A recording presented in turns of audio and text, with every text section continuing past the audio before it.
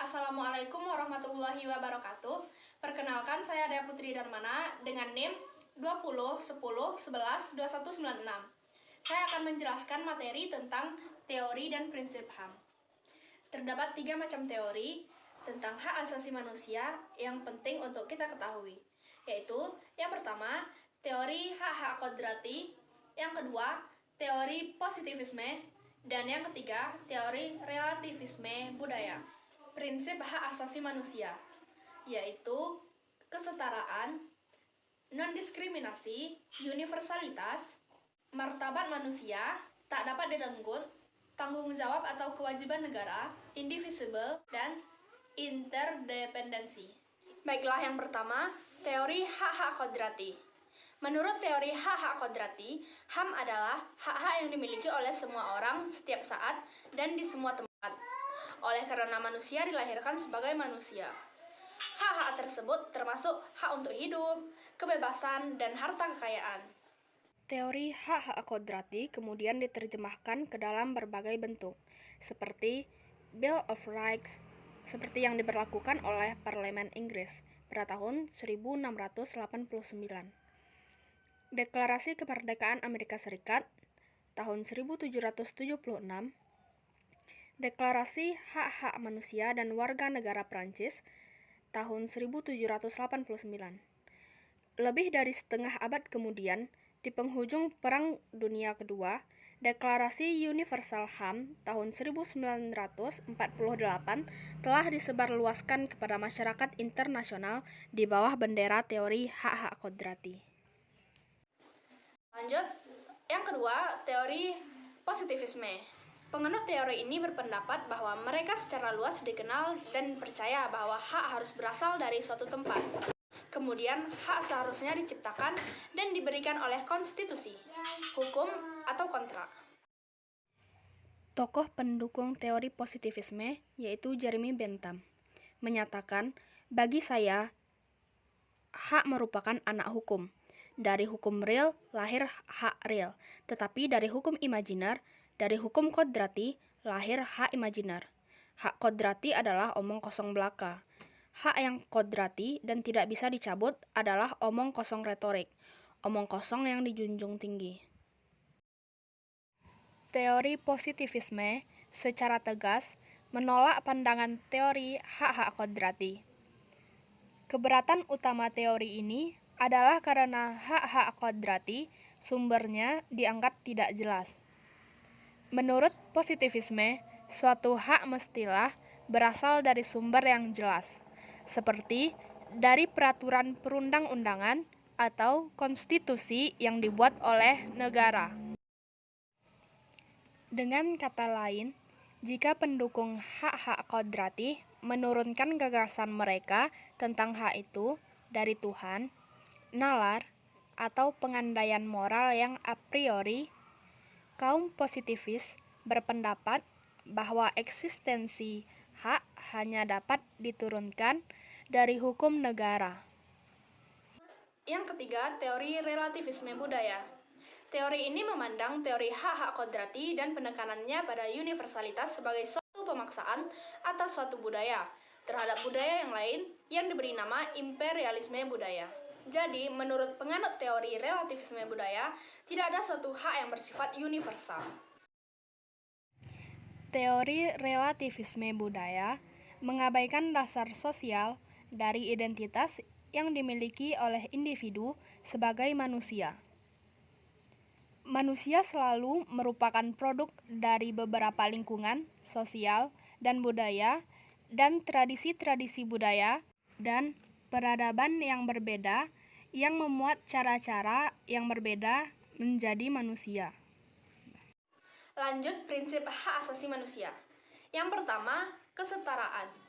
Konsep kesetaraan menekankan penghargaan terhadap martabat seluruh insan manusia, sebagaimana dinyatakan secara khusus dalam pasal 1 HAM, yang dinyatakan semua insan manusia dilahirkan bebas dan setara dalam martabat dan hak-haknya. Kesetaraan mensyaratkan adanya perlakuan yang setara, di mana pada situasi sama harus diperlakukan dengan sama. Yang kedua, non-diskriminasi. Konsep ini mendorong bahwa tidak seorang pun dapat diingkari hak atas perlindungan HAM-nya karena alasan faktor eksternal, seperti ras, warna kulit, bahasa, agama, dan lain-lain. Prinsip non-diskriminasi juga mendasari pemberlakuan semua hak yang dijamin, yaitu bahwa setiap orang berhak menikmati hak sipil dan politik maupun hak ekonomi, sosial dan budaya tanpa perbedaan apapun. Yang ketiga, universalitas. Nilai-nilai moral dan etika tertentu dimiliki bersama di seluruh wilayah di dunia, dan pemerintah serta kelompok masyarakat harus mengakui serta menjunjungnya. Universalitas dari hak bukan berarti bahwa hak-hak tersebut tidak dapat berubah ataupun harus dialami dengan cara yang sama oleh semua orang. Beberapa moral dan nilai-nilai etik sudah tersebar di seluruh dunia. Negara dan masyarakat di seluruh dunia seharusnya memahami dan menjunjung tinggi hal ini. Universalitas hak berarti bahwa hak tidak dapat berubah atau hak tidak dialami dengan cara yang sama oleh semua orang. Yang keempat, martabat manusia.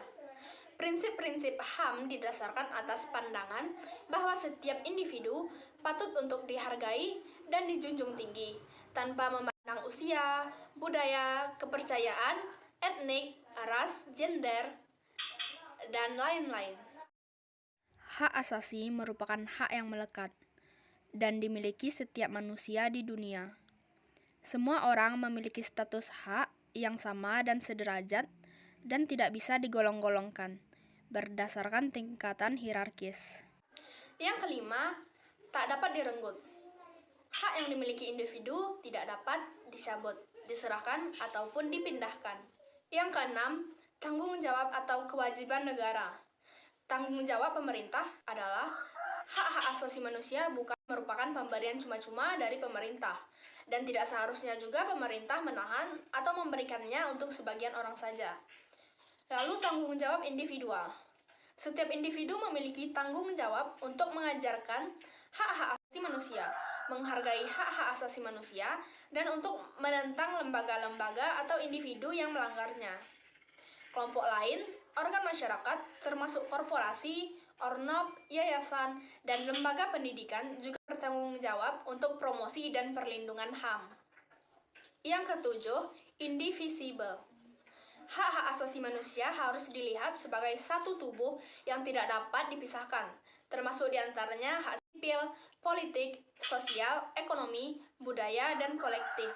Hak asasi manusia atau HAM, baik hak sipil, politik, sosial, budaya, ekonomi, semuanya bersifat inheren, yaitu menyatu dalam harkat martabat manusia.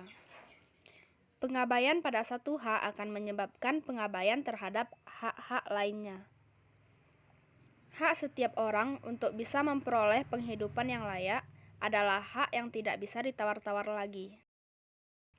Hak tersebut merupakan modal dasar bagi setiap orang agar mereka bisa menikmati hak-hak lainnya seperti hak atas kesehatan atau hak atas pendidikan.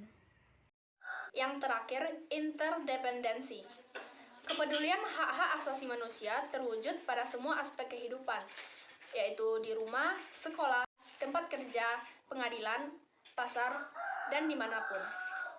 Pelanggaran hak-hak asasi manusia saling terkait, seperti hilangnya salah satu hak akan mengganggu hak yang lainnya.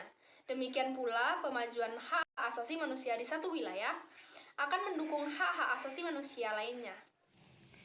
Pemenuhan dari satu hak seringkali bergantung kepada pemenuhan hak lainnya, baik secara keseluruhan maupun sebagian. Contohnya, dalam situasi tertentu, hak atas pendidikan atau hak atas informasi adalah saling bergantung satu sama lain. Oleh karena itu, pelanggaran hak asasi manusia saling bertalian. Hilangnya satu hak mengurangi hak lainnya. Baiklah, sekian materi penjelasan dari saya. Terlebih dan terkurang saya mohon maaf. Assalamualaikum warahmatullahi wabarakatuh.